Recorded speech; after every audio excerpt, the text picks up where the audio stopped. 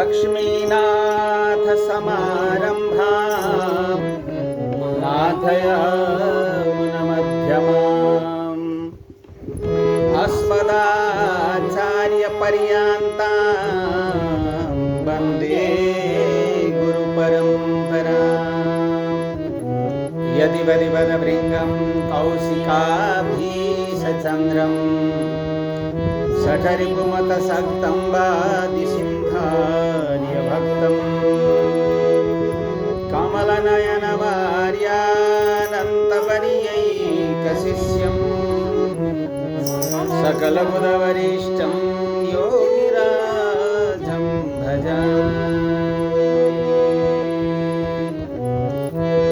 कृष्णाय वासुदेवाय हरये परमात्मने प्रणतक्लेशनाशाय गोविंदाय नमो नमः।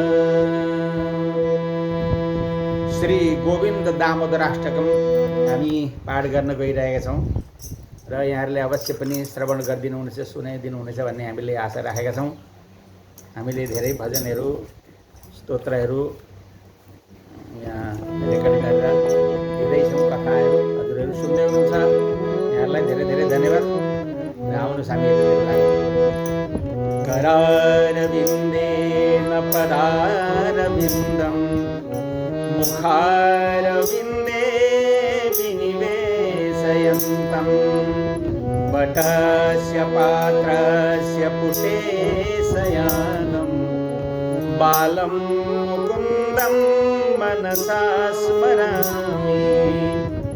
श्रीकृष्ण गोविन्द हरे मुरारे हे नाथ नारायण वासुदेव, हे नाथ नारायण वासुदेव। जिह्वे पिबस्वामृतमेतदेव गोविन्द दामोदर माधवेति, गोविन्द दामोदर माधवेति। विक्रेतु कामा किल गोपकन्या मुरारिपादार्पितचित्तवृत्तिः दध्यादिकं मोहवसादवोचद गोविन्द दामोदर माधवेति, गोविन्द दामोदर माधवेति। हे कृष्ण हे यादव हे सखेति, हे कृष्ण हे यादव हे सखेति।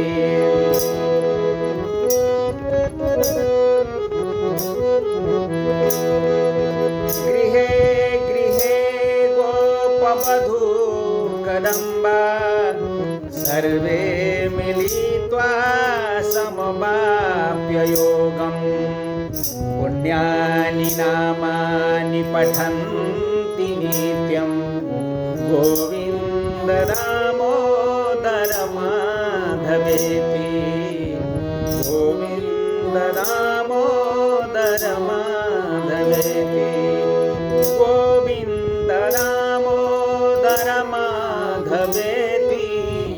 हे कृष्ण हे यादव हे कृष्ण हे यादव हे। सुखं शयाना निलये निजेपि नामानि विष्णो प्रवदन्ति मर्त्याः।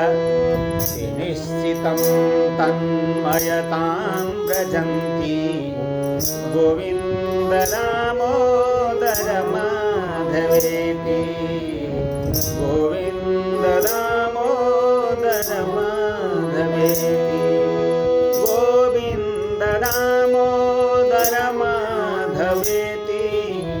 हे कृष्ण हे यादव हे सखेति, हे कृष्ण हे यादव हे सखेति।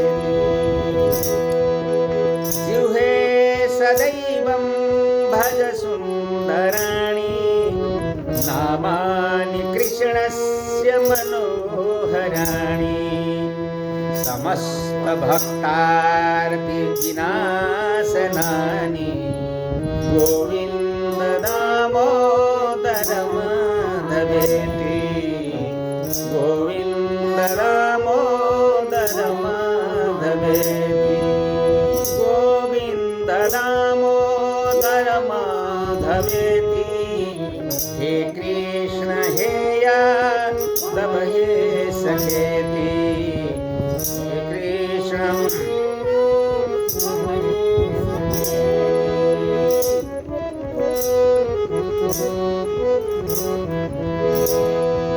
सुखावसाने इदमेव सारं दुःखावसाने इदमेव गेयम् देहावसाने इदमेव चाप्यं गोविन्द दामोदर माधवेति गोविन्द दामोदर माधवेति गोविन्द दामोदर माधवेति हे कृष्ण हे यादव हे सखेति हे कृष्ण हे यादव हे जिह्वे रसज्ञे मधुर प्रिया त्वां सत्यं हितं त्वां परमं वदामि जिह्वे रसज्ञे मधुर प्रिया त्वां सत्यं हितं त्वां परमं वदामि आवरणये त्वां मधुराक्षराणि गोविन्द दामोदर माधवेति गोविन्द दामोदर माधवेति गोविन्द दामोदर माधवेति हे कृष्ण हे यादव हे सखेति हे कृष्ण हे यादव हे सखेति करारविन्दे न पदारविन्दं मुखारविन्दे विनिवेशयन्तं वटस्य पत्रस्य पुटे शयानं बालं मुकुन्दं मनसा स्मरामि बालं मुकुन्दं मनसा स्मरामि बालं मुकुन्दं मनसा स्मरामि। जय श्रीमन्नारायण।